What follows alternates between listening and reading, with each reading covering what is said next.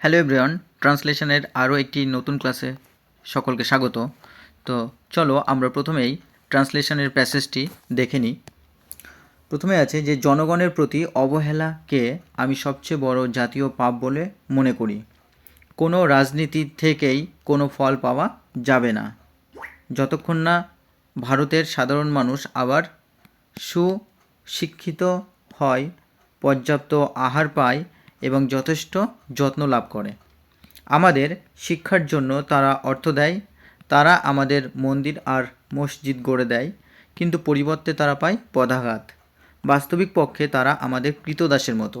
আমরা যদি ভারতবর্ষকে পুনর্জাগরিত করতে চাই তবে তাদের জন্য আমাদের অবশ্যই কাজ করতে হবে। তো এবার আমরা এই প্যাসেজটি পরপর লাইন বাই লাইন ট্রান্সলেশন করব। চলো শুরু করি।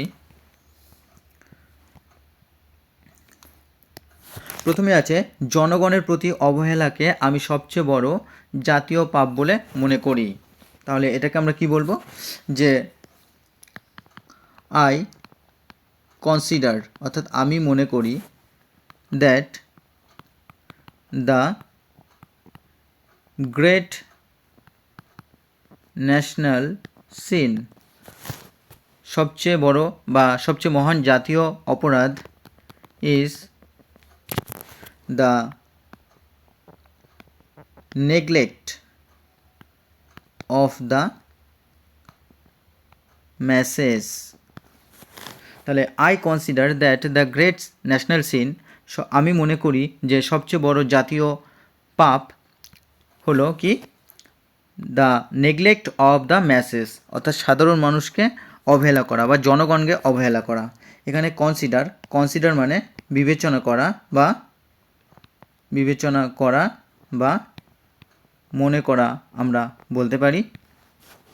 কনসিডারের আরও কয়েকটি আমরা সিনোনিম জেনে নেব।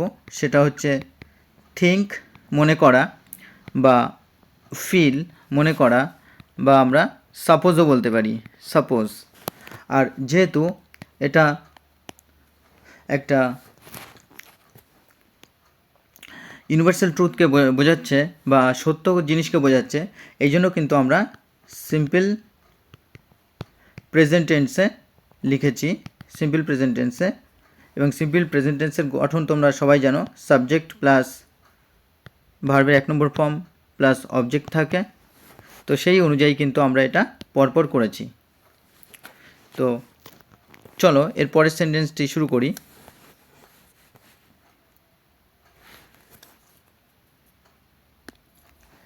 কোনো রাজনীতি থেকেই কোনো ফল পাওয়া যাবে না যতক্ষণ না ভারতের সাধারণ মানুষ আবার সুশিক্ষিত হয়, পর্যাপ্ত আহার পায় এবং যথেষ্ট যত্ন লাভ করে। তাহলে আমরা কি লিখব, যে no politics will yield any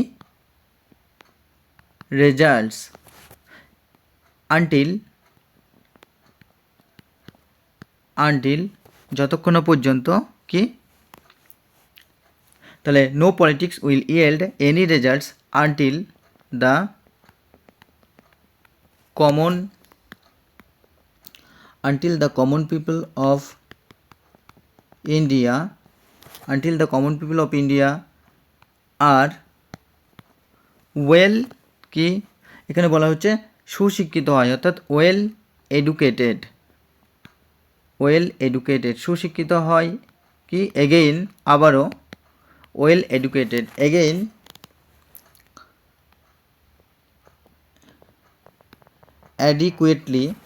adequately কি পর্যাপ্ত আহার পায়, অর্থাৎ অ্যাডিকুয়েটলি ফেড অ্যান্ড এবং যথেষ্ট যত্ন লাভ করে, অ্যান্ড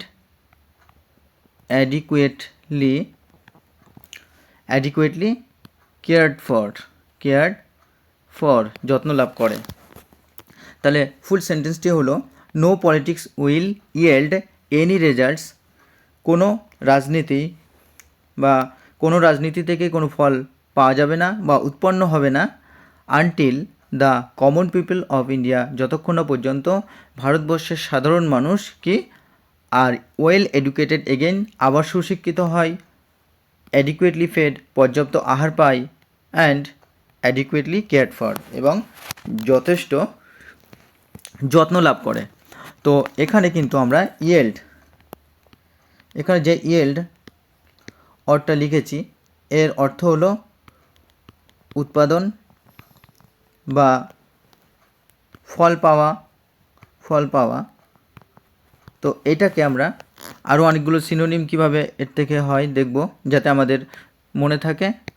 তো আমরা প্রডিউস বলতে পারি, বা ব্রিং আউট বলতে পারি, বা আমরা জেনারেট বলতে পারি।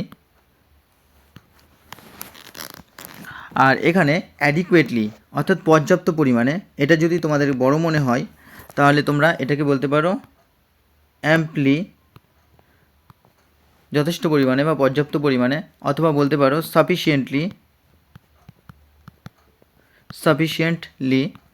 পর্যাপ্ত পরিমাণে। আর দেখো এখানে কিন্তু কমা দিয়ে একটা কমপ্লেক্স সেন্টেন্স তৈরি করা হয়েছে, এবং এখানে নো পলিটিক্স অর্থাৎ কোনো পলিটিক্সই নয়, বা কোনো পলিটিক্স থেকে পাওয়া যাবে না এরকম। আর যেহেতু এখানে যাবে কথাটা ব্যবহার করা হচ্ছে, অর্থাৎ এটা ফিউচার টেন্সকে কিন্তু ইন্ডিকেট করছে, ফিউচার টেন্স। এই কারণে কিন্তু আমরা উইল দিয়ে শুরু করেছি। তো ফিউচার টেন্সের গঠন হচ্ছে সাবজেক্ট উইল অথবা শ্যাল প্লাস ভার্বের 1 নম্বর form plus others, plus object plus others. তো এইভাবে কিন্তু আমরা এই সেন্টেন্সটিকে ট্রান্সলেশন করে ফেললাম। চলো পরের সেন্টেন্সটি দেখি। আমাদের শিক্ষার জন্য তারা অর্থ দেয়, তারা আমাদের মন্দির আর মসজিদ গড়ে দেয়, কিন্তু পরিবর্তে তারা পায় পদাঘাত। এখানে কাদের কথা বলা হচ্ছে? এখানে কিন্তু সাধারণ মানুষের কথা বলা হচ্ছে, অর্থাৎ কমন পিপলের কথা বলা হচ্ছে। তাহলে আমাদের শিক্ষার জন্য তারা কী দেয়? অর্থ দেয়। তাহলে কী লিখব? They pay for our education, তারা আমাদের শিক্ষার জন্য অর্থ দেয়। আর কি করে? তারা আমাদের মন্দির আর মসজিদ গড়ে দেয়। তাহলে দে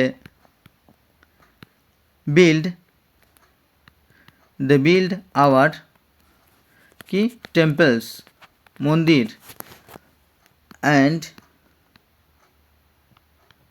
মস্ক অর্থাৎ মসজিদ, কিন্তু পরিবর্তে তারা পদাঘাত পায়। বাট ইন রিটার্ন কিন্তু পরিবর্তে দে গেট, তারা পায় কিকড, তারা পদাঘাত পায়। তো এখানে যেহেতু আমরা সাধারণ সত্য বা ইউনিভার্সাল ট্রুথ বলছি নর্মালভাবে, সেই জন্য কিন্তু আমরা সিম্পল প্রেজেন্ট টেন্সে সেন্টেন্সটি করেছি। আর এখানে আমরা দেখব যে যেহেতু কমা আছে, এটাও কিন্তু কমপ্লেক্স সেন্টেন্স তৈরি করা হয়েছে। তো চলো আমরা পরের সেন্টেন্সটি দেখি। আচ্ছা, বাস্তবিক পক্ষে তারা আমাদের কৃতদাসের মতো। তাহলে কি বাস্তবিক পক্ষে? তাহলে আমরা কি বলবো? ইন রিয়ালিটি অর্থাৎ বাস্তবিক পক্ষে। তাহলে বাস্তবিক পক্ষে কি? ইন রিয়ালিটি দে আর, তারা হয় কেমন? লাইক আওয়ার স্লেভস, তাহলে ইন রিয়ালিটি অর্থাৎ বাস্তবিক পক্ষে দে আর লাইক আওয়ার স্লেভস, তারা আমাদের কৃতদাসের মতো, স্লেভ বা কৃতদাস। আর এটাও সিম্পল প্রেজেন্ট টেন্সে বলা হচ্ছে। চলো পরের সেন্টেন্সটি দেখি। আমরা যদি ভারতবর্ষকে পুনর্জাগরিত করতে চাই, তবে তাদের জন্য আমাদের অবশ্যই কাজ করতে হবে। তাহলে কি হবে? যে আমরা যদি ভারতবর্ষকে পুনর্জাগরিত করতে পারি, এই সেন্টেন্সটি লিখব।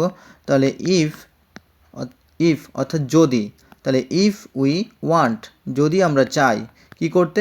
টু রিভাইভ অর্থাৎ পুনর্জাগরিত করা। If we want to revive India, ভারতবর্ষকে পুনর্জাগরিত করতে চাই, তাহলে কি করতে হবে? আমাদের অবশ্যই তাদের জন্য কাজ করতে হবে। তাহলে আমরা অবশ্যই কি করব? উই মাস্ট ওয়ার্ক, অবশ্যই কাজ করব বা কাজ করতে হবে। ফর দেম, তাদের জন্য। We must work for them. তাহলে if we want to revive India, তো রিভাইভের আমরা আরও কয়েকটি সিনোনিমস জানবো। সেটা হবে রেস্কিউ অর্থাৎ পুনর্জাগরিত করা বা পুনরুদ্ধার করা, বা রিকভার বলতে পারি। এখানে তাহলে ইফ দিয়ে যেহেতু শুরু হয়েছে, তাহলে কিন্তু আমরা সাবজেক্টের পরে যে ভার্ব বসাবো সেটা কিন্তু ভার্বের 1 নম্বর ফর্ম হবে। আর মাস্ট, এখানে মোডাল অক্সিলারি মাস্ট ব্যবহার করা হয়েছে, এরপরে যে ভার্ব আমরা ব্যবহার করেছি সেটাও কিন্তু ভার্বের 1 নম্বর ফর্ম।